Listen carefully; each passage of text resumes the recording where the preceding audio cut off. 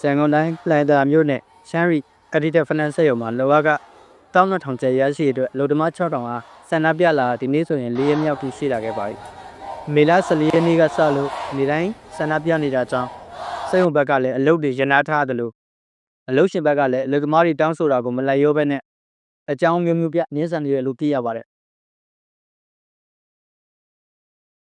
အလုပ်ရှင်ဘက်ကရဲစစ်တပ်နဲ့ရဲခေါ်မယ်ဆိုပြီးချင်းချောက်ထားပြီးတော့ဆက်လက်ဆန္ဒပြနေမယ်ဆိုရင်ခွင့်မဲ့ပြက်ကွက်ဖြစ်ထည့်သွင်းပြီးတော့အလုပ်ဖြုတ်ပြမယ်လို့ချင်းချောက်မှုတွေရှိနေတယ်လို့သိရပါတယ်။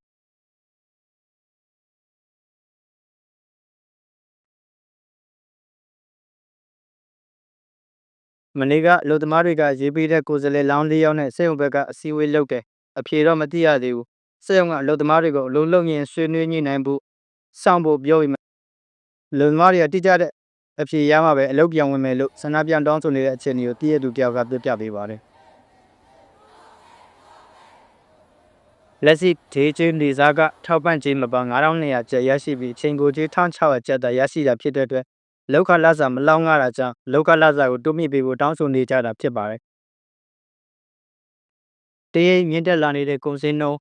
အစီခံလောက်ခလစာနှုန်းထားတွေအလွန်နည်းတဲ့အတွက်စားဝတ်နေရေးလောင်ငမှုမရှိတဲ့အတွက်